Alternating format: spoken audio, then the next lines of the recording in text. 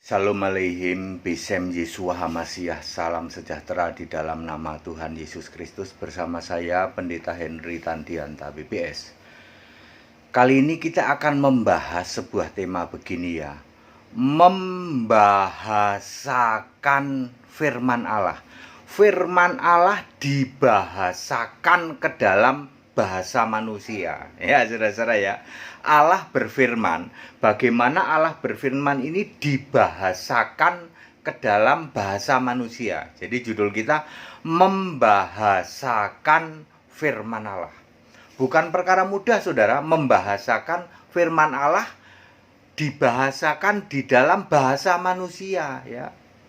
Anda maunya, yaitu kebanyakan orang maunya, Yesus itu ngomong aja lah pakai toa gitu loh. Pakai toa naik ke atas panggung. Saudara-saudara, aku ini Yesus. Aku ini Allah jadi manusia. Nggak percaya sama aku tak matiin kamu. Ya, yang percaya sama aku masuk surga, yang nggak percaya nanti tak bunuh. Mestinya kan Yesus maunya kita kan begitu ya toh.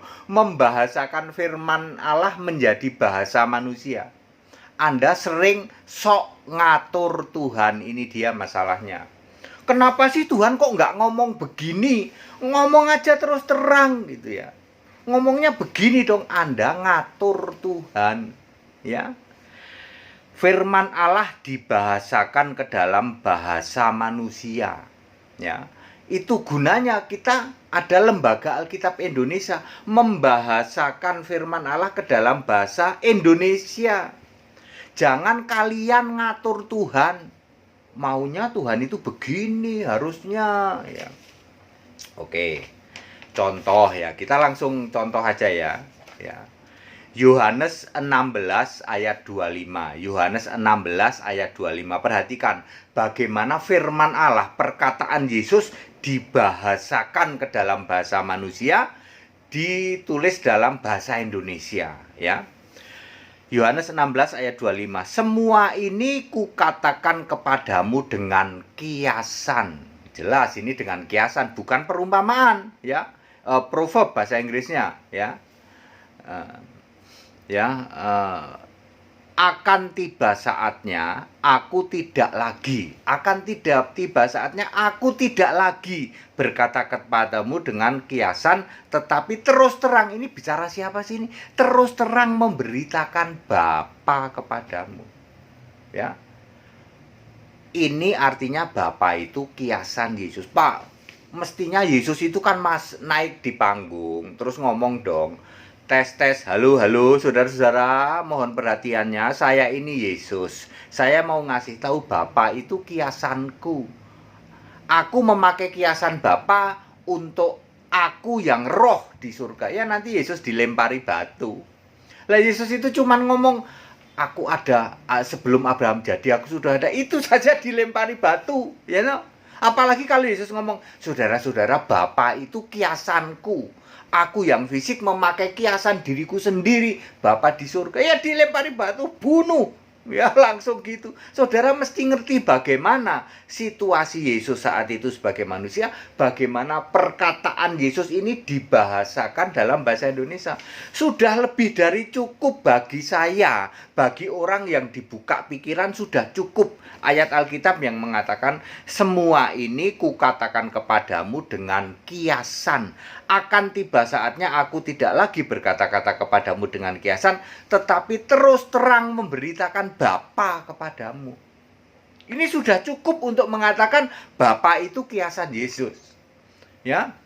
Yohanes 10 ayat 30, aku dan Bapa adalah satu. Bagi kami itu cukup untuk mengatakan makanya Bapa itu kiasan. Aku dan Bapa adalah satu. Siapa lihat aku, lihat Bapa. Betul, karena Bapa itu kiasan. Bagi kami cukup, tapi bagi Anda nggak bisa. Otak kami nggak nyampe katanya Pak. Mestinya Yesus itu ngomong, saudara-saudara, aku membuat kiasan. Bapa itu kiasanku. Ya. Itu gunanya saudara ya. Alkitab itu kan firman Allah, perlu dimengerti pakai hikmat. Jadi tidak seperti buku tesis. Saudara-saudara, Yesus naik panggung, aku berkata kepadamu, Bapa itu kiasanku. Nyetir Tuhan. Mana buktinya bahwa Bapa itu kiasan Yesus? Dibuktikan Yesus di dalam Yohanes 15 ayat 26. Aku mengutus roh kebenaran keluar dari Bapa. Loh, hebat nggak Yesus? Yesus ngutus ke Bapa, ngomong gampangnya gini, Bapa, kamu keluarin itu roh kebenaran. Selama ini kan kita pikir Bapa itu mengutus Yesus, betul. Dulu waktu Yesus jadi manusia, Bapa yang adalah kiasan Yesus ini mengutus dirinya sendiri, mengutus Yesus sebagai manusia. Tapi Yesus sekarang ngasih tahu, akan tiba saatnya aku terus terang memberitakan kepadamu tentang Bapa. Siapa? Bapa kiasan. Aku mengutus roh kebenaran, Roh Kudus keluar dari Bapa. Aku yang mengutus. Aku nyuruh Bapa suruh keluarin roh. Kan udah jelas toh. Siapa yang lebih berkuasa? Yesus. Kenapa bisa begitu? Karena Bapa itu kiasan. Kenapa dulu yang bisa mengabulkan doa itu Yesus? Berdoalah kepadaku, ya, aku akan melakukannya supaya Bapa dipermuliakan di dalam Anak. Yohanes 14 ayat 13. Lalu ayat 14-nya, berdoalah kepadaku dalam namaku, aku akan melakukannya. Diperkuat lagi dengan Yohanes 16 ayat 26. Pada hari itu kamu akan berdoa dalam namaku, dan tidak aku katakan kepadamu bahwa aku meminta bagimu kepada Bapa. Ini sudah jelas. Rasul-rasul tidak ada yang doa Bapa kami. Rasul-rasul doa kepada Yesus. Kisah 4 ayat 24, doa kepada Tuhan pencipta langit dan bumi. Siapa itu? Yesus. Rasul-rasul itu ngerti dengan ayat Alkitab Yohanes 16 ayat 25. Rasul-rasul ngerti Bapa itu kiasan Yesus. Makanya ketika Yesus naik ke surga, rasul-rasul langsung drastis berubah. Baptisannya tidak lagi Bapa, Anak, Roh Kudus, tetapi dalam nama Yesus. Doanya tidak lagi doa Bapa kami, tapi langsung doa pada Yesus. Anda tidak bisa menolak ini dengan mengatakan tidak ada ayat Alkitab yang mengatakan Bapa itu kiasanku. Lah mampet pikiranmu. Saya sudah sering mampet pikiranmu para pendeta seperti God. Cukup dong. Dengan saya mengatakan pikiranmu mampet seperti God, itu sudah cukup dong. Jangan sampai habis gitu masih nanya mana ayat Alkitab yang mengatakan Bapa itu kiasan Yesus. Mana? Yesus nggak ngomong gitu. Nanti saya ngomong loh, pikiranmu mampet kayak WC. Saya belum ngomong nih pikiran mampet kayak WC. Ya. Jangan nyetir Tuhan. Halo, saudara-saudara. Bapa itu kiasanku. Hanya pikiran mampet yang kayak gitu. Saya nggak ngomong kayak WC loh ya. Kayak God aja udah cukup. Ngerti? Ya. Barusan ngomong Pak kayak WC, enggak, itu perumpamaan. Ya, ayat ini sudah cukup membahasakan bahasa, ya.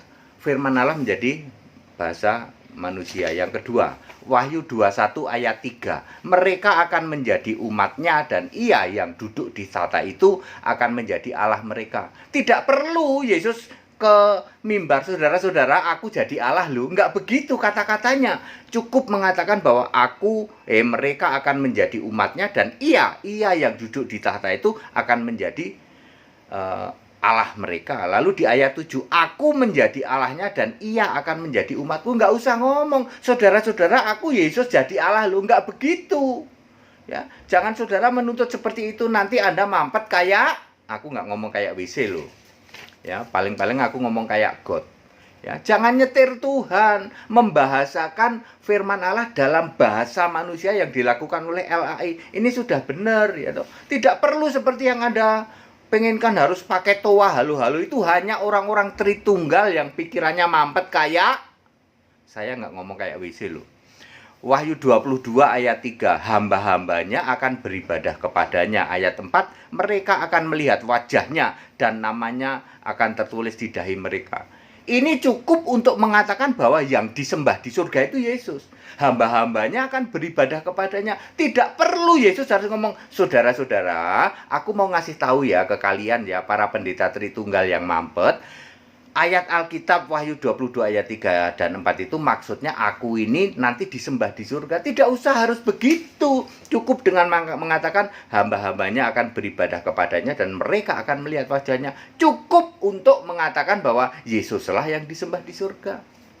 Dibahasakan dalam bahasa manusia. Nomor 4. Wahyu 3 ayat 21, aku akan duduk bersama-sama Bapakku di tahtanya. Siapa Bapakku di tahtanya? Bapakku di tahtanya ternyata Wahyu 4 ayat 2 adalah Yesus itu sendiri.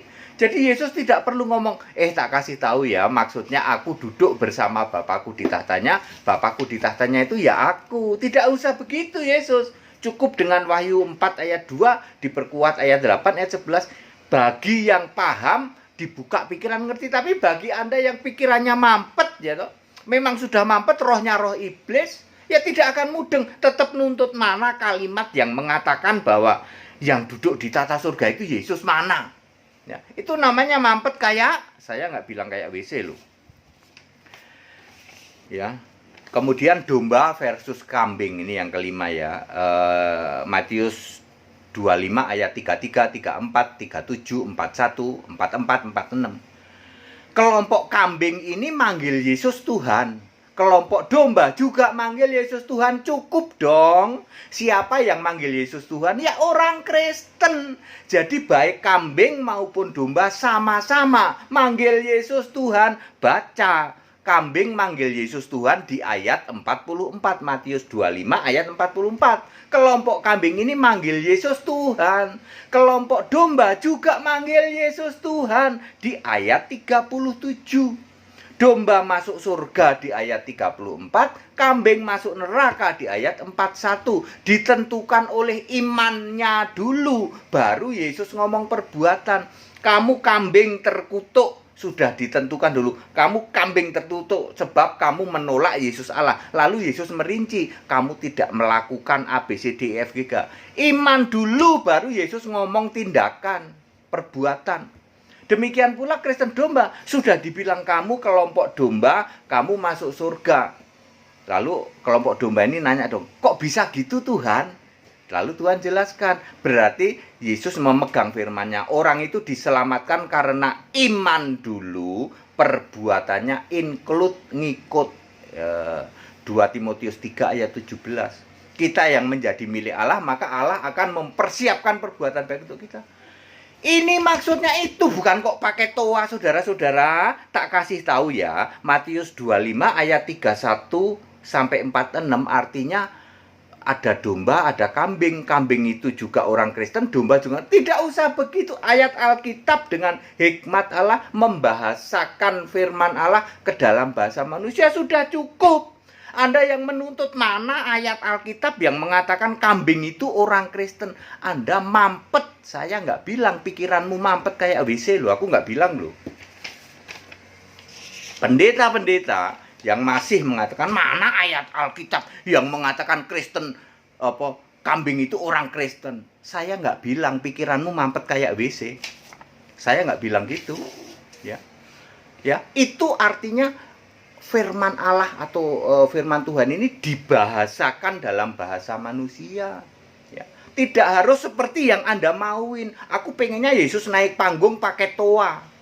Saya nggak bilang otakmu mampet kayak WC, saya nggak bilang gitu. Ngerti?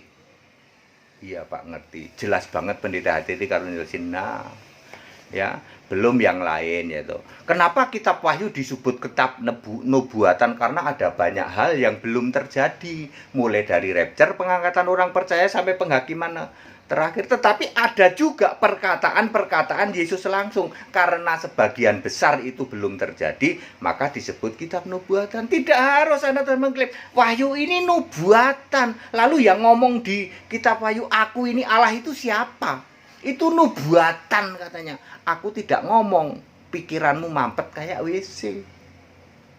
Yesus jelas ngomong, aku Yesus, Wahyu 22 ayat 16. Jadi yang ngomong dari tadi itu, aku ini Allah, aku ini Tuhan Allah, aku ini Alfa Omega, aku ini yang Maha Kuasa. Itu siapa sih yang ngomong? Sudah dijawab, aku Yesus.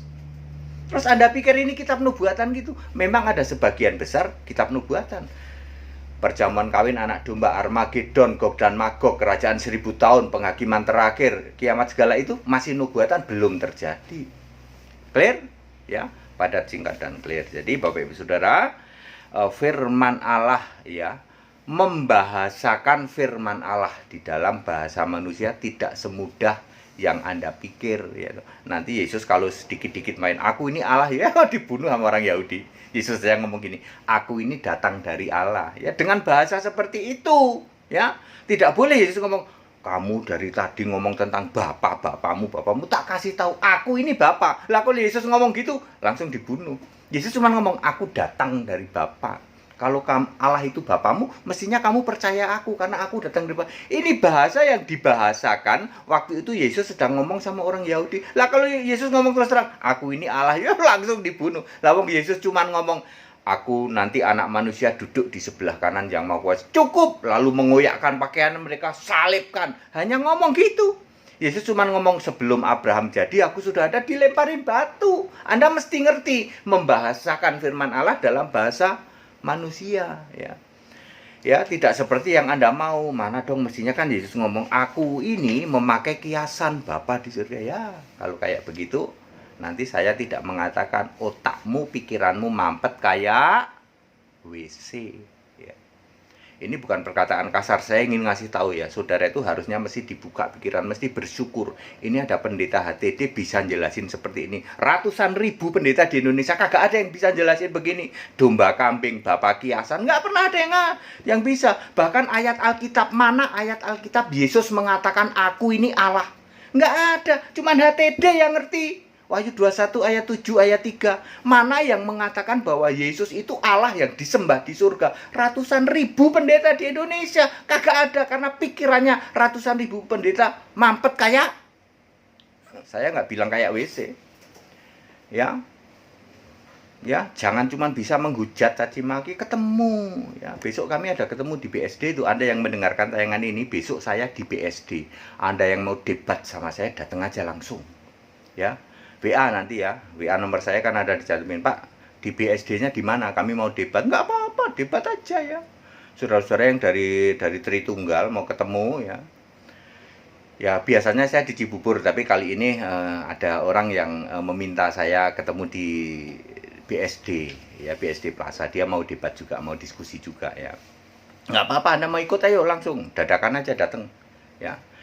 Tetapi mohon diingat, di tempat umum harus bisa kontrol diri. Mohon maaf kalau Anda cuma teriak-teriak, maki-maki ya, mohon maaf saya usir ya. Ini di tempat umum, biasa kita di restoran, tempat umum harus bisa jaga diri ya toh. Kontrol dirinya harus bagus ya toh. Nanya dengan baik-baik, kontrol dirinya bagus. Saya jelasinnya juga enak gitu ya. Tidak akan itu ya, begitu caranya ya. Baik, yang mau ikut sekolah tinggal kitab silakan, supaya Anda bisa tahu ternyata firman Allah dibahasakan dengan bahasa manusia itu oleh LAI. Kita perlu hikmat, dibuka oleh Yesus betul, nggak sembarangan, nggak seperti Anda yang mampet kayak itu tadi. Ikut sekolah Alkitab segera ya. Segala hormat kemuliaan untuk Yesus Allah yang benar, Allah segala masa, sebelum segala abad, sekarang sampai selama-lamanya. Tetap bersama saya Pendeta Hendy Tadianta BPS. Haleluya, amin.